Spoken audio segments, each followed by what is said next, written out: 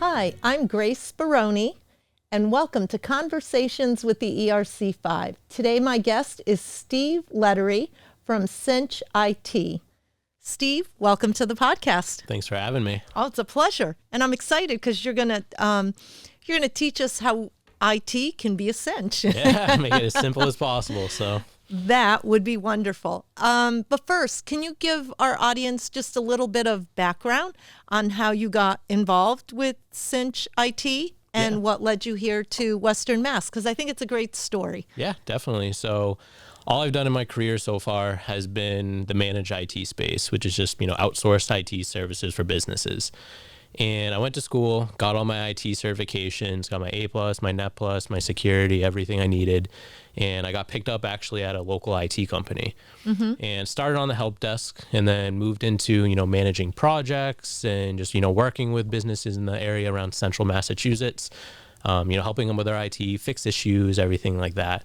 And then, one day I just kind of wanted to do more in that business. And, sales was kind of like an opening up position in that company at the time. Because at that time, the only person doing the sales was the business owner himself. So, I asked like, hey, do you mind if I try to maybe work into that role while I, keep doing some of the technical work and try to do both? So I moved into, a business development role and started going out to businesses, knocking on doors and cold calling and going to networking events and doing more in the community. And just as I was doing that, I kind of found more of a passion for I wouldn't say necessarily just sales, but more of just consulting with businesses and going and meeting new businesses and kind of learning how they all operate. So I moved slowly more into that position where I was kind of bringing on a book of business and then just kind of working with them.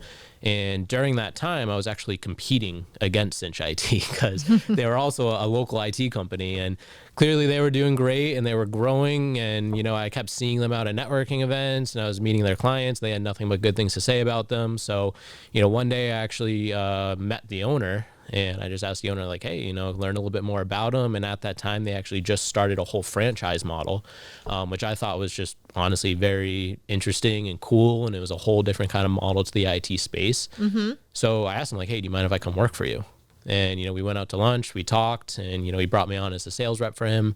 I started selling for him in the Worcester franchise, which I started that back in 2020, which, is moving more into just a sole sales role right before the world shuts down is kind of an interesting change and kind of how things were working out. So my knocking on doors wasn't really working out that well anymore.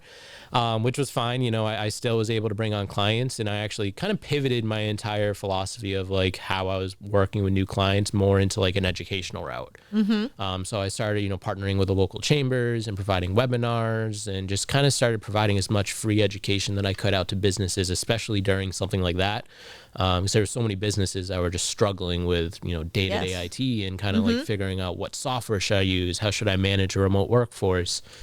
So I built my own book of business doing that for Cinch. And then I actually moved more into the franchise space where I started training and opening up all of our new franchises at Cinch IT kind of across the country. And, doing that for the last few years has been great because I've been able to not only, work with all these new, entrepreneurs of Cinch and help them grow their business, but I've also been able to see new kinds of businesses and new industries and new, demographics and how they all work and how technology can kind of again, help all of these different businesses in different kind of ways.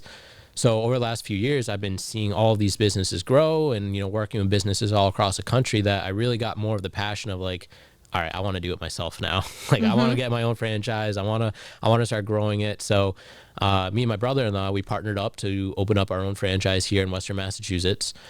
Which has been great. There's been great companies out this way and been moving out here and having a lot of good conversations with new businesses. And there's actually a lot of great IT companies out here too that I've had conversations with and things that how they work and recommendations that they make to IT companies. So it's been really interesting. And, we've been out here for about 6 to 8 months so far. And that's pretty much the journey to how I got right here today. And I think it's great. I met you at a networking event. That we were doing collaboratively with another chamber. Yep. And I just thought you were great. It was fantastic. And it was like, I got to learn more about Steve. And what I loved, though, was that you really do listen and you really do want to help. You want to learn what it is that someone's struggling with, and you provide solutions. So I applaud you for that, because sometimes you hear IT and all I think about is, oh, IT, I got to have my stuff protected. I've got to do all of that. And we had a great conversation about how we're all doing so much with limited time, right? And if we know how to use our technology to its full extent, we can be more productive with our time. And you mentioned AI.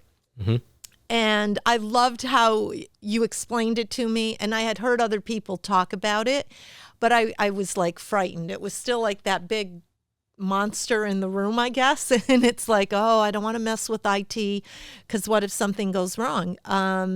But you made me stop and think. And I started doing my own research, and then I've called you in to help me with several things, because there are ways that we can use the programs we have, and we can be more effective with what you're using. And I love that you expanded me beyond just the security piece of IT, but there is a whole other world out there that IT can help us with.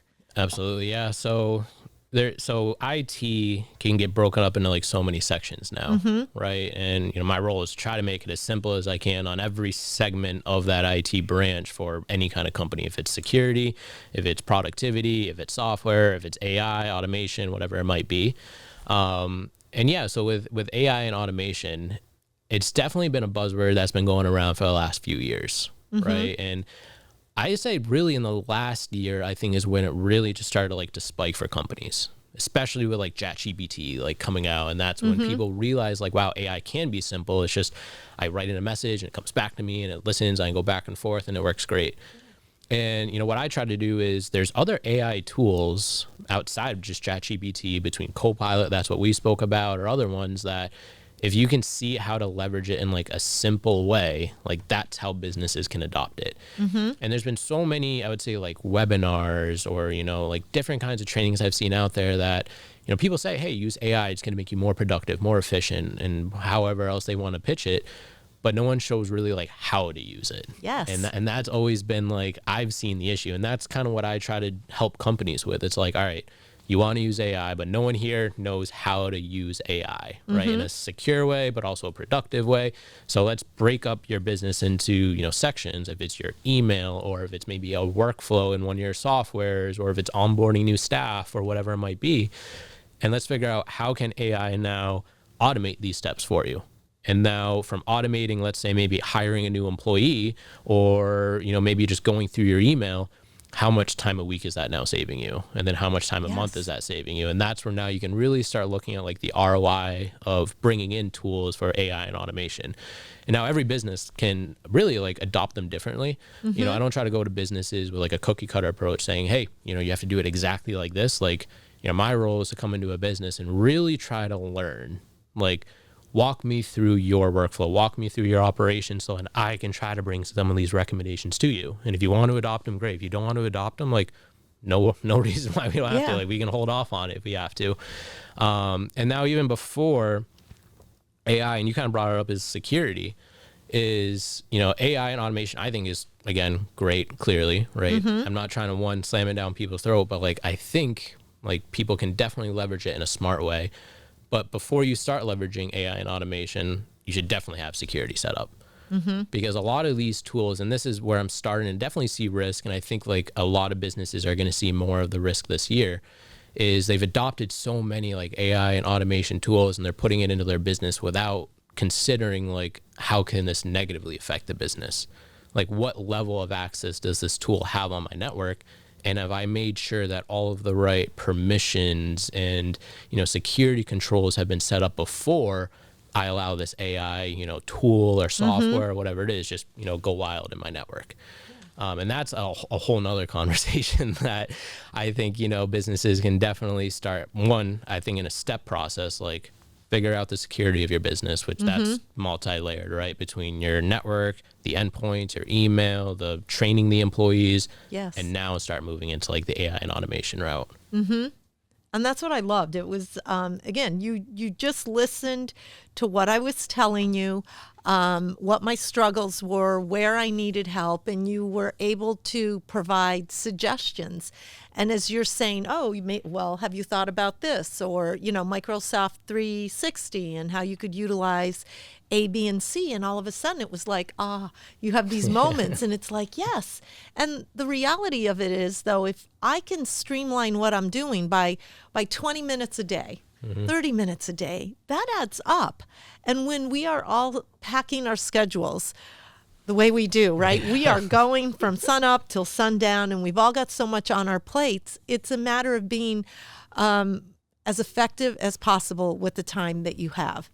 And that's what you helped me to do in looking at a few things and saying, you know what, this is what I need to learn.